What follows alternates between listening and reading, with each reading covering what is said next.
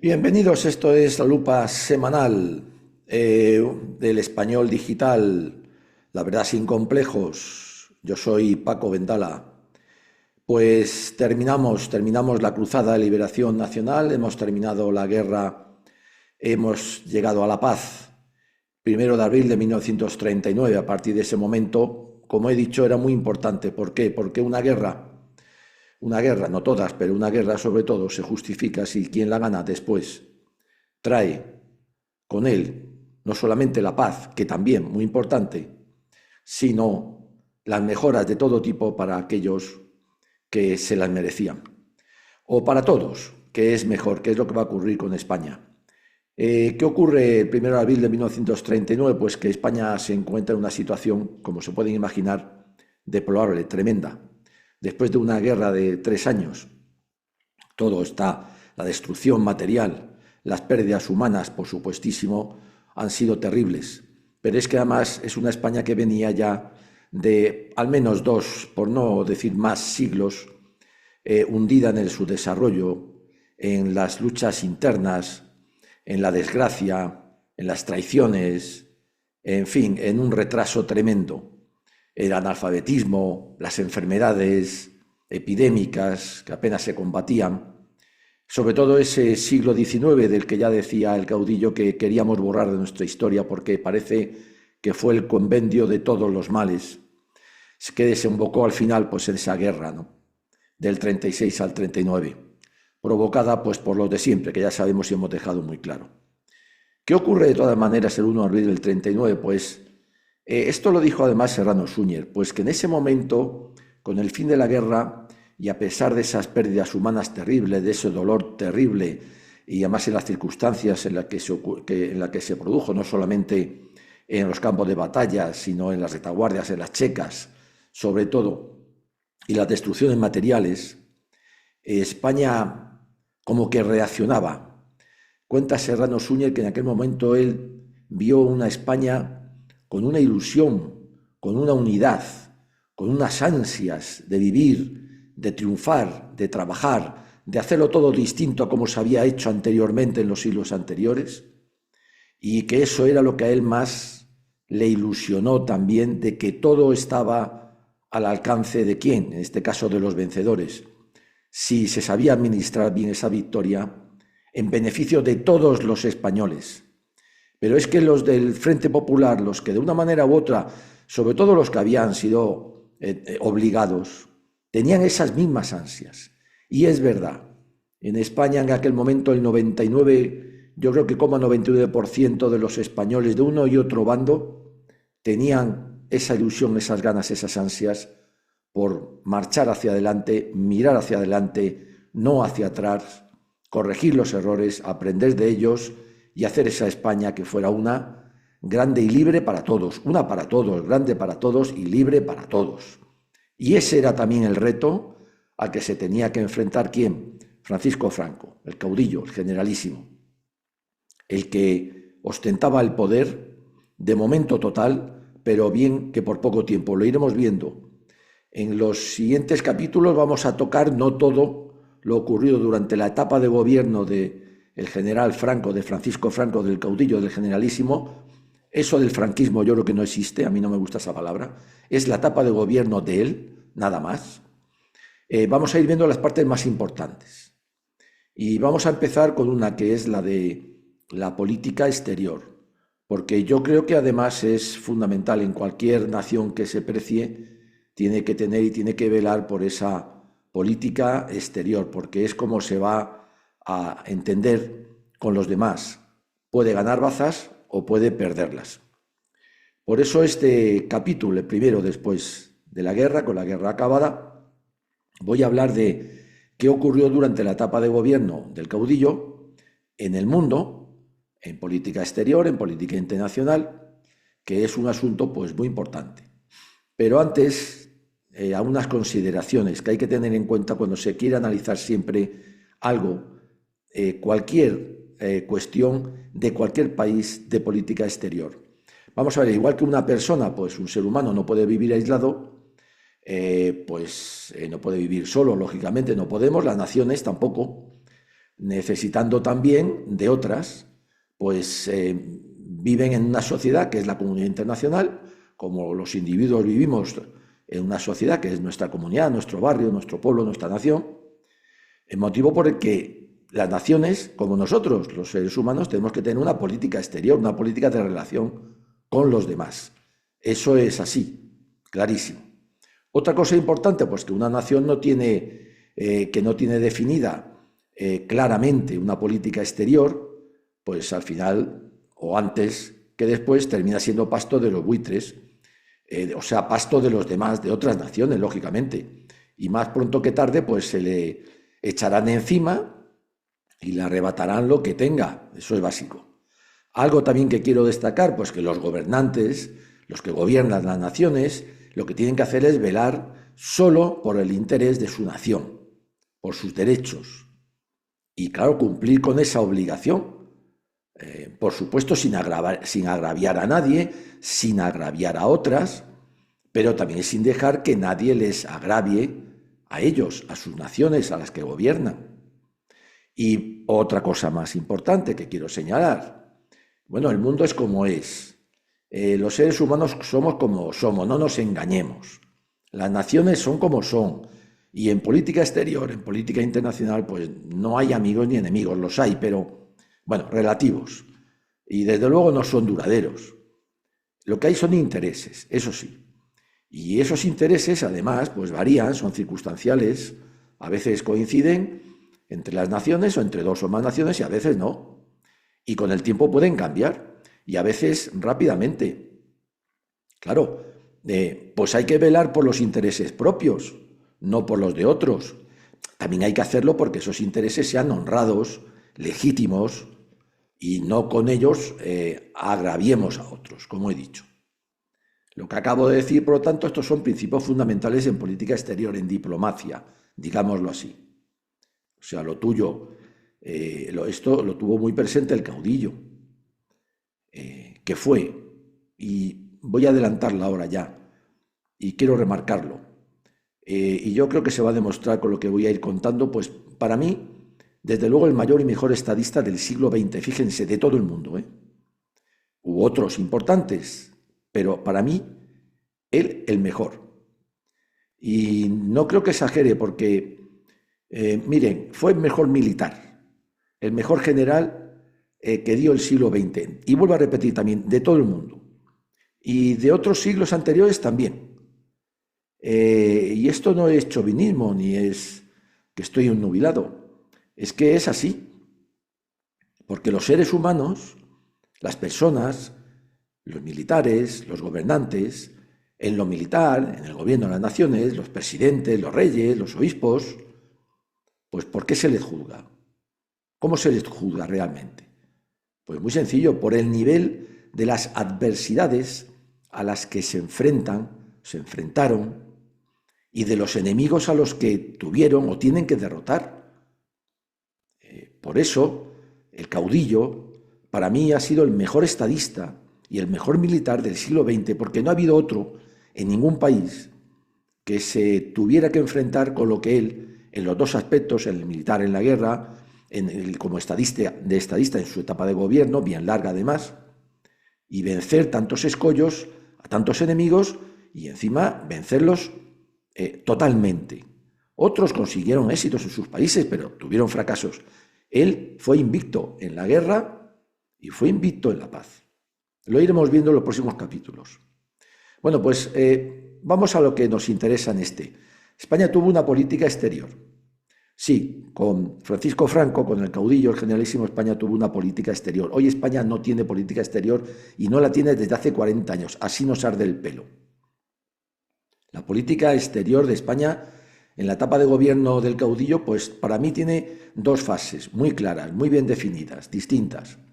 La primera, pues que va del año 1937, en plena cruzada de liberación, en plena guerra, en plena contienda, hasta el año 50, hasta el año 1950. O sea, es prácticamente la década de los 40. Y luego otra segunda fase, que es desde el año 50, cuando empieza la década de los 50, hasta el fallecimiento del caudillo. La primera fase va a tener varias etapas, pero la primera fase, esos años 40, esa década de los 40, para mí es la lucha por la existencia de que de Franco no, por la de existencia de España, conducida por Franco, pero como nación soberana, independiente, libre, unida, grande, respetada, próspera. De verdad, todo ello. Que volviera a ocupar el puesto que le correspondía en la comunidad internacional y que había perdido en los siglos anteriores. A eso lo llamo yo la lucha por la existencia. Desde el año 37 hasta el año 1950, la década de los 40, vamos a decir así. Y a su vez, esta primera fase, que es la que vamos a ver en este capítulo, pues para mí tiene a su vez 3 etapas. Durante la guerra, parece mentira, el caudillo hizo política exterior, en medio de una guerra, además de otras políticas que iremos viendo, social, en medio de la guerra. Una guerra que asolaba España. Después tuvo que hacer política exterior cuando, saliendo de la guerra, se tropieza con la Segunda Guerra Mundial. Tremendo, en aquellas circunstancias. Hoy no podemos ni imaginarlo. Y después, cuando en la misma década de los 40, terminada la Segunda Guerra Mundial, resulta que se enfrenta al aislamiento del resto de la comunidad internacional, con matices, ya los veremos. Esta es la lucha por la existencia, no de Franco, sino de España conducida por él. Es tremendo. La segunda fase que veremos en otros capítulos, desde 1950 hasta su fallecimiento, yo creo que se le puede llamar es la explotación del éxito, de ese éxito que se va a conseguir con un trabajo muy bien hecho durante esa década de los 40 en política exterior. También en el interior, pero hoy vamos a la política exterior. Bien, estas afirmaciones pues se las voy a ir demostrando, creo yo. Esa política exterior, siempre tuvo para Franco, en las 2 fases, en toda su vida, una misma dirección, unas mismas características. Para que no se me quede ninguna, voy a leer lo que yo creo que resume la política exterior de Francisco Franco en toda su vida. ¿Qué fue? Pues vamos a ver. Un perfecto conocimiento, tanto de las necesidades como de las posibilidades reales de España, en cada momento, reales, no las que uno quisiera. Y es que España ya no era una potencia, ya no era un imperio. Olvidémonos de eso, él se olvidó de eso, tanto en sus derechos como sus obligaciones para con los demás. También tuvo un conocimiento muy claro, Franco, de los intereses de España en cada momento. Ya hemos dicho que no hay amigos ni enemigos, sino intereses, y que estos varían. Él tuvo un claro conocimiento, tenía esa intuición en este aspecto también. También tuvo un máximo respeto siempre al sagrado principio en política exterior, hoy perdido en política internacional, que fue siempre el de no injerencia en los asuntos internos de los demás. Nunca Franco, a lo largo de su etapa de gobierno, se ingirió en los asuntos internos de los demás países, fueran cuales fueran, le gustaran sus gobiernos o no, estuvieran de acuerdo con ellos o no. Y, por supuesto, a la contra, también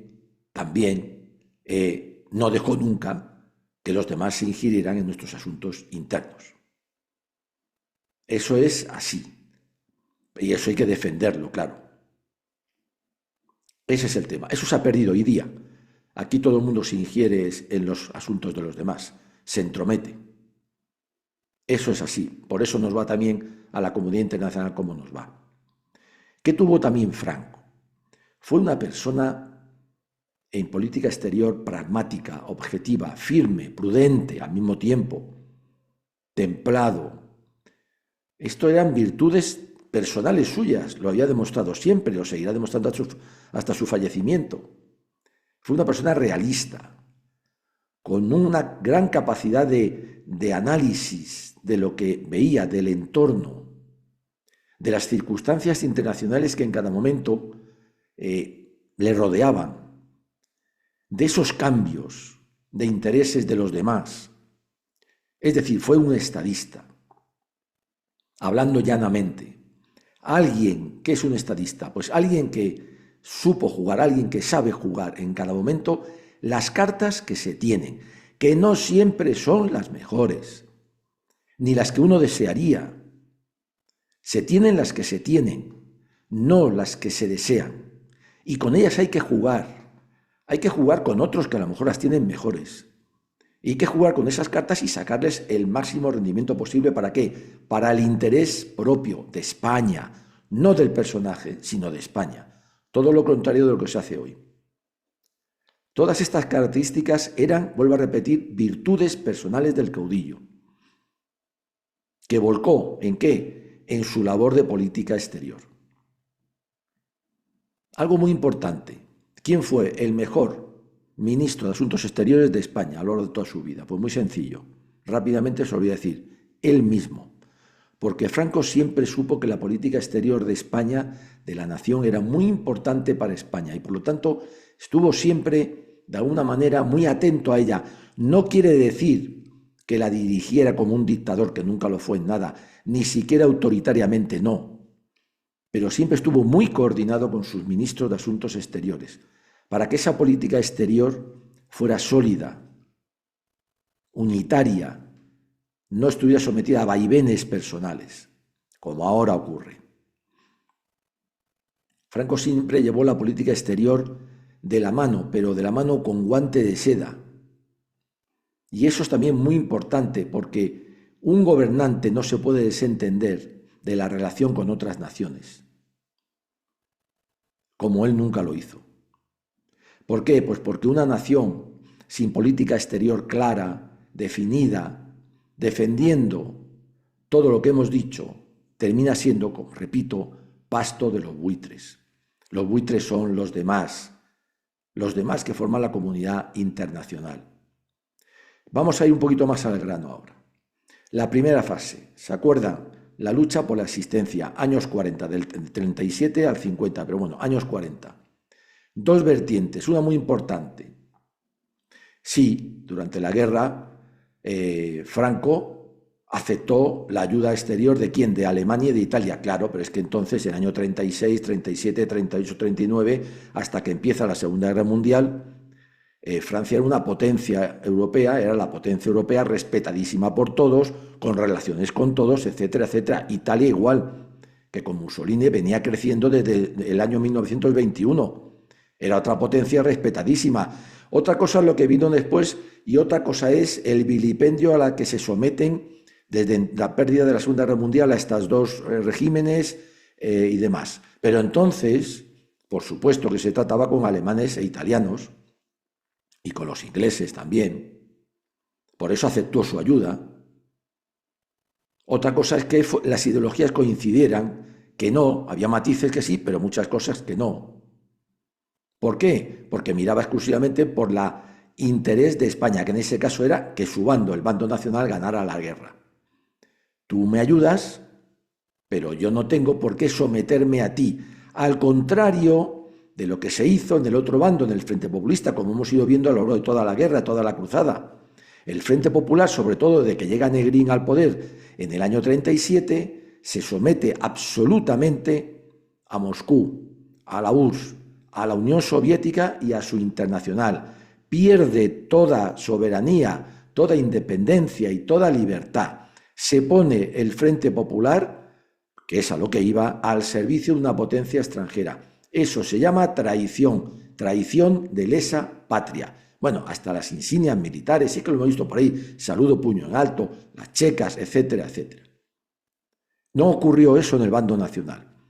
Hubo unidades militares alemanas e italianas, pero siempre bajo mando español y siempre bajo el mando del generalísimo. Pero es que durante esa misma guerra la política exterior de España no se vuelca exclusivamente con Alemania y con Italia, sino que conforme va ganando la guerra tiene relaciones con los demás países democráticos, con el Reino Unido principalmente. Claro, eso sí, siempre fue díscolo con nosotros, con Francia, a pesar de que Francia estaba de parte del Frente Popular. y con los Estados Unidos, al otro lado del Atlántico. Claro, porque de allí, por ejemplo, se le suministraba petróleo al bando nacional, la potentísima Shell, porque su presidente de entonces era partidario de la causa nacional y, por supuesto, mantuvo relaciones con todos los países hispanoamericanos. México le salió díscolo, pero con todos, sin ningún problema. Y ahí llevó sus relaciones exteriores con todos estos, buscando siempre el interés, en ese caso, del bando nacional, pero que era el interés de España. Y jugó sus cartas durante la guerra en política exterior, cuando al principio no era absolutamente nada, en medio de una guerra terrible, que tenía perdida al principio, que nadie le consideraba para nada. Y poco a poco, con su bien hacer, fue ganándose voluntades en el exterior, no solamente de Alemania e Italia, también del Reino Unido, el reconocimiento de todos que consigue al final de la guerra. La segunda etapa de esta primera fase. Bueno, termina la guerra y de pronto Franco se va a encontrar de boca con la Segunda Guerra Mundial. Tremendo. Bueno, un chasco terrible, pero además una situación tremenda para España, una España hundida por la propia guerra nuestra. Algo muy importante que quiero dejar aquí bien claro. Él ve eso y su política exterior desde el primer instante es no entrar nunca en la Segunda Guerra Mundial, en la guerra europea, que se pensaba que iba a ser europea solamente en ese momento, un poco parecido a la Primera Guerra Mundial, y él decide ya en plena guerra nuestra no entrar en caso de conflicto en guerra europea. Todo lo que se ha dicho, que si no le dejaron entrar, que si quiso entrar, que si dudó, no dudó nunca, y lo voy a demostrar. Y quiero que esto quede muy claro. Lo suyo no fue una cuestión improvisada, una decisión improvisada, de un momento dado, después, a posteriori, no, en absoluto. Vamos a ir viendo fechas y detalles importantísimos que avalan lo que he dicho. En septiembre del 38, cuando va a empezar la batalla del Ebro, tremenda, se produce el Pacto de Múnich, por el cual Alemania se anexa los Sudetes checoslovacos, una zona que había perdido con el Tratado de Versalles.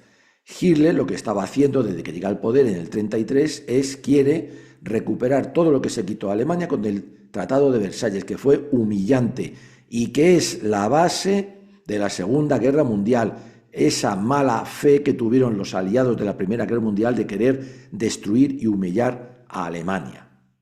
Bien, pues en ese aspecto se anexa Checoslovaquia. ¿Y entonces qué ocurre? Pues que ha recuperado los Sudetes, con el visto bueno del Reino Unido, Chamberlain, ¿se acuerdan? También de Francia, también de Italia, o sea, no es una cosa dictatorial que hizo Hitler, pero en cambio Franco empieza a ver las orejas a algo que no le gusta, a lo que está ocurriendo. Y como es un estadista y ve que aquello puede que no termine bien, pues entonces empieza a tomar su primera decisión de que en el caso de que eso derivara en un enfrentamiento bélico, todavía ni se piensa casi en una guerra mundial, España se mantendría neutral. Él está pensando entonces que a lo mejor Alemania con Francia pueden terminar dándose, en fin, pero ya dice que no. En fecha tan temprana como septiembre del 38, en plena batalla del Ebro, cuando está comenzando, el caudillo ya decide mantenerse neutral en el caso de que aquello termine en un conflicto en Europa, entre unas cuantas naciones o entre todas. En enero del 39, cuando se está empezando a liberar Cataluña, aquí seguimos en guerra. ¿Qué es lo que ocurre? Pues que Alemania reclama Danzig, la ciudad alemana que se había quedado en territorio polaco, el famoso corredor. Bien, esto Franco ya lo ve peor, todavía peor. ¿Y entonces qué es lo que hace? Pues considera que eso sí que es un paso muy peligroso. Y vuelve a declararse que en el caso de que eso derive en un conflicto bélico, parcial o total, España se mantendría neutral. Y lo comunica a las embajadas correspondientes. Están ahí los documentos, lo comunica a Berlín, a Londres, a Roma, a París. Es muy importante también esto. Marzo del 39. se está liberando Cataluña, estamos en la batalla de Peñarroya, todavía no se ha terminado esta guerra, aún hay coletazos importantes. Franco se ve forzado a adherirse al pacto anticominter, que estaba firmado por ¿quién? Alemania, Italia y Japón. Se le ha echado en cara a Franco como que al adherirse a este tratado anticominter, él se ponía de parte del eje después de la Segunda Guerra Mundial, del fascismo, de la dictadura, no, en absoluto. ¿Por qué? Porque el pacto anticominter, Franco se adhiere a él en marzo del 39 solo por dos razones. Primero, porque no quiere desairar a Alemania en ese momento, que le ha ayudado durante la guerra, a una Alemania que es la potencia de Europa indiscutible en todos los aspectos, y a una Alemania que se está mostrando, vamos a decir, un tanto agresiva en la recuperación de lo que tenía derecho, que es lo que se le quitó en el Tratado de Versalles.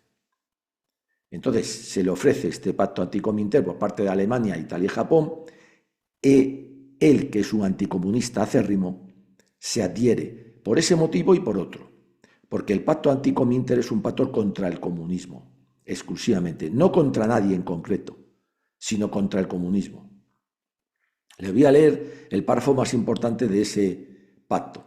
Deseosos de cooperar entre sí para defenderse contra las actividades subversivas del comunismo, las partes, estos cuatro países, España incluida, acordaban mantenerse recíprocamente informadas acerca de las actividades de la Internacional Comunista. Comentarán las necesarias medidas de defensa y cooperarán estrechamente con vistas a la ejecución de dichas medidas.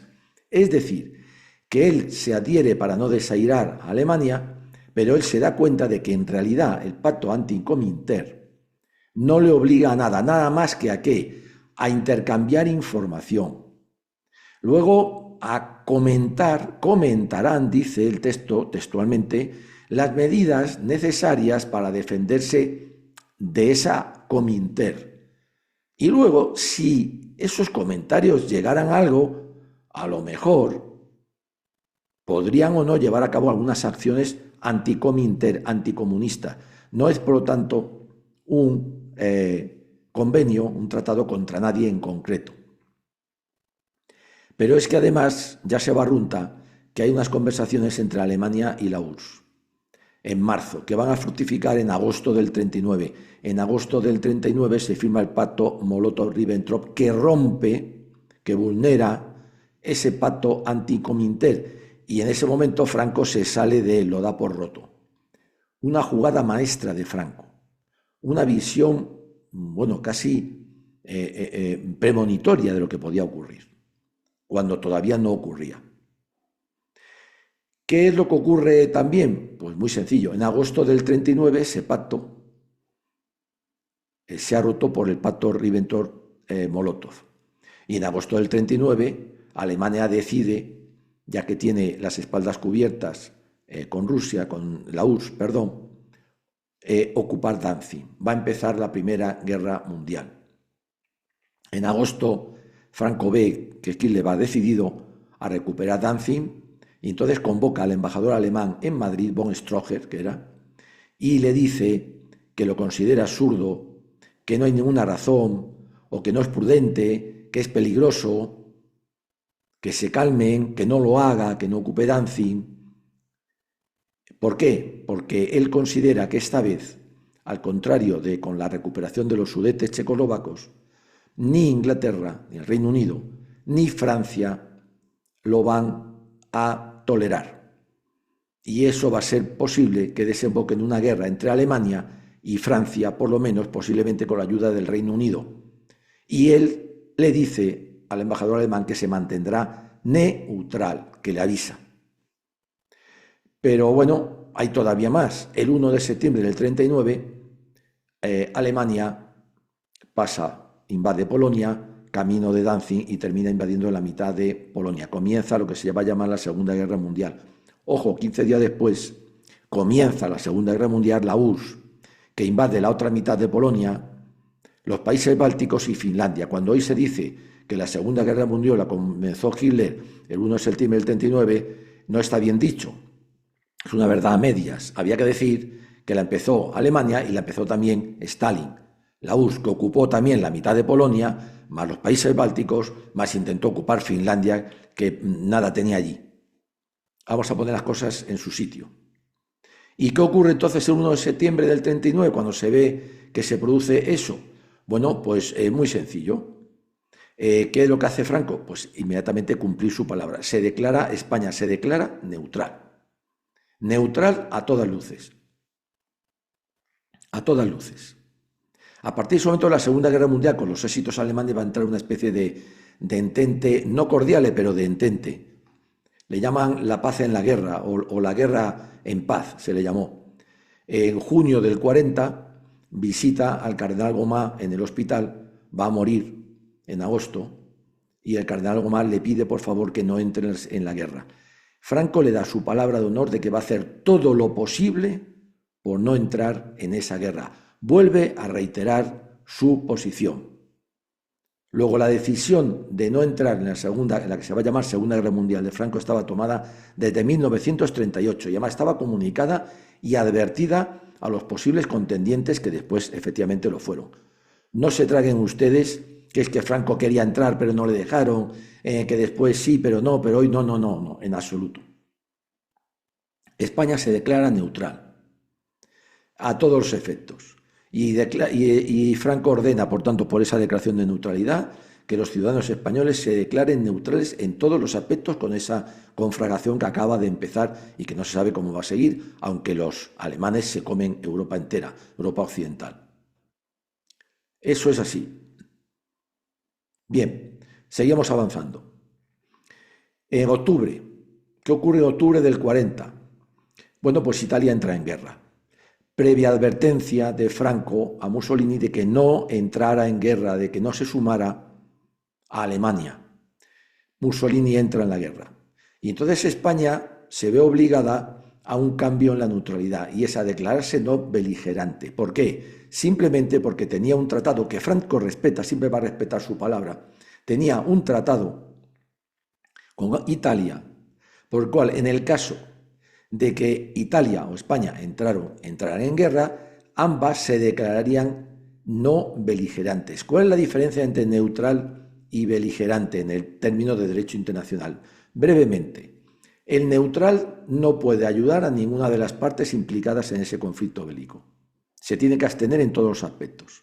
El beligerante puede permitir cierto tipo de ayuda humanitaria a ambos beligerantes. Por lo tanto, a España tampoco le comprometía nada en la guerra.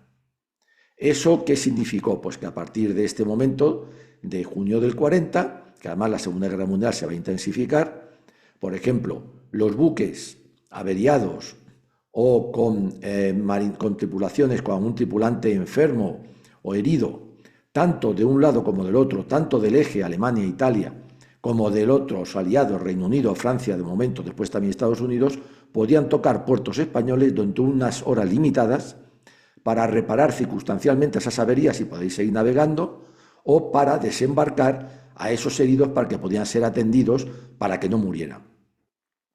Por ejemplo, España se va a convertir en paso de pilotos aliados derribados sobre Francia, sobre todo al principio, camino de Gibraltar, para reincorporarse otra vez al combate. Claro, el paso por España estaba limitadísimo, 48 horas y tenían que salir. Pilotos alemanes, lo mismo. ¿Qué va a significar esta no beligerancia? Pues muy sencillo, que Franco se da cuenta de que Tánger, que era una ciudad que tenía un estatus internacional, estaba administrada por Francia, por Italia, por España y por el Reino Unido, se va a convertir en un foco ¿de qué? Primero de espionaje y demás. Y después tiene un puerto muy importante que permite recabar allí a buques de gran calado, y entonces lo van a utilizar unos y otros, con lo cual se puede convertir en un escenario de guerra. ¿Dónde? Justo en nuestro protectorado de Marruecos. Eso no interesa. ¿Qué es lo que hace entonces? Ordena a las tropas nuestras en el protectorado de Marruecos ocupar Tánger. Pero lo hace previa permiso, que lo pide a Berlín, a Roma, a París y a Londres. que están enfrascados en la guerra y que le dicen, bueno, pues así, por lo menos Tánger va a quedar neutral, ocupa. ¿Con qué condición?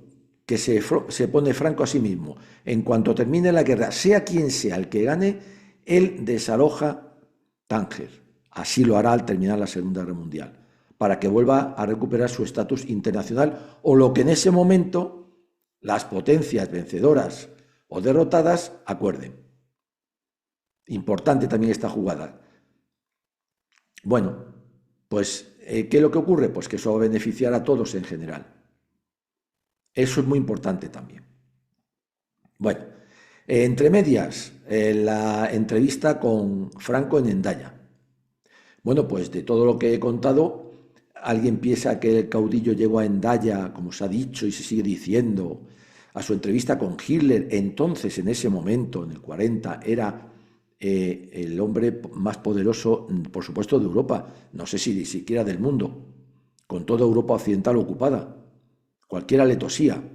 Bueno, pues llega, ustedes se creen que llegó con una duda de si entro o no entro en la guerra, o pido, por ejemplo, todo el protectorado español, francés de Marruecos a cambio de entrar en la guerra. ¿Ustedes creen que llegó con una duda de romper su no beligerancia en ese momento? En absoluto. Franco llega a Hendaya a entrevistarse con Hitler, firmemente decidido a que no, a que España no iba a entrar en la guerra. Otra cosa es la estrategia, como estadista, hábil, las cartas que tenía para jugar, buenas o malas, en general bastante malas todas. Pero era un estadista, lo va a demostrar, inteligente, listo. Sabía que estaba ante el hombre más poderoso del mundo en ese momento, que se había adueñado, repito, de toda Europa occidental en un pispás, que tenía al Reino Unido contra las cuerdas, que los Estados Unidos todavía no se habían decidido a entrar en la guerra en ayuda, etcétera, etcétera. Y que él tenía muy pocas cartas, una España recién salida de una guerra, etcétera, etcétera. ¿Qué es lo que hace en esa entrevista? Para no entrar en la guerra, que es su decisión firme. Bueno, primero la noche anterior se la pasa en San Sebastián en adoración al Santísimo. Eso no se ha dicho. Franco no da un paso importante en su vida sin ponerse antes manos de Dios. Claro, claro, la gran victoria. Tener siempre a Dios de tu parte que todo lo puede, todo. Bueno, ¿y qué es lo que dice con Hitler? Pues muy sencillo, mire, yo no tengo dinero, he salido de una guerra, estoy fatal, la gente ha sufrido mucho, etcétera, etcétera. Yo no puedo entrar en una guerra, llora, se lamenta, y lo que está haciendo es aburrir a Hitler. Y lo aburre de tal manera que, bueno, siempre se ha contado, a veces dicen que no es verdad aquello de que Hitler, cuando sale de su entrevista, dice que preferiría que le sacaran una muela sin anestesia antes que volver a enfrentarse a verse con ese hombre. Pero la estrategia de Franco funciona. Él va decidido a que no entra en la guerra, pero tiene que jugar sus cartas ante el hombre más poderoso y, en ese caso, posiblemente temible de Europa, y si no del mundo. Claro. ¿Y qué pasa con esa no beligerancia de España? Pues que en realidad va a beneficiar a los dos, al eje y a los aliados, pero más a los aliados, porque al no poder ocupar España camino de Gibraltar y cerrar el estrecho, Hitler pierde una baza estratégica muy importante. Seguro que Franco también se acordó de Napoleón, cuando sí que se le permitió pasar a través de España, camino de Portugal. Claro, se quedó en España. Carlos IV, Fernando VII y nuestra penosa guerra de la independencia que nunca se tuvo que haber producido si Carlos IV, ante el que también era sin duda el hombre más poderoso de Europa en ese momento y posiblemente del mundo, se hubiera plantado como Franco lo hizo en 1940 ante Hitler. No le creyó y dijo que nada. ¿Qué admite? Pues sí, cuando se rompe el frente ruso admite llevar a la División Azul, pero contra el comunismo. Es una jugada también muy importante de Franco. ¿Qué es lo que hace? No beligerante. Colabora humanitariamente a unos y a otros por igual. Cuando incluso Hitler le ofrece la cantidad de exiliados del Frente Popular que había en Francia, estaba ocupada por los alemanes, etc., le pone a su disposición a todos ellos. Los detengo y se los entrego para que usted pueda hacer con ellos lo que quiere. Franco se niega, no quiere, no los quiere. Cuando aún así Hitler le entrega unos cuantos, 4 o 5, Zugazagoitia, el cuñado de Azaña, en fin, no precisamente eran significativos, pero no los más importantes. Allí estaba todavía Laro Caballero, todos muchos más. Franco no quiere seguir recogiendo más. Y como no cede, pues ya Hitler no le entregará más exiliados a Franco. Pudo Franco haberlo hecho. No estuvo ni tentado. No quería sangre de esa forma, como nunca la quiso en nada. La conclusión de todo esto. Pues yo creo que la conclusión de todo esto para mí es que los españoles de todas las generaciones de aquella y las posteriores, incluidas a las de hoy, nunca agradeceremos suficientemente al caudillo, al generalísimo, a Francisco Franco, su labor de estadista en aquellos momentos tan terribles con respecto a la Segunda Guerra Mundial. En las circunstancias más difíciles, con las peores cartas que uno puede desear en una mano, las jugó con una maestría como solo pudo hacerlo el mejor estadista del mundo de su época y de otros siglos anteriores también. Nunca los españoles le estaremos suficientemente agradecidos. Y lo demostraron, se demostró con el tremendo desastre de la Segunda Guerra Mundial y su final. Por eso fue el mejor estadista para mí del mundo de aquel momento y de siglos anteriores y de los posteriores, porque vaya con lo que estamos viendo. Lo dejamos aquí y después iremos a ver la siguiente etapa de esta fase de la lucha por la existencia de España como país soberano, independiente, libre, que fue el aislamiento. Gracias por seguirnos, españoles. ¡Viva siempre España!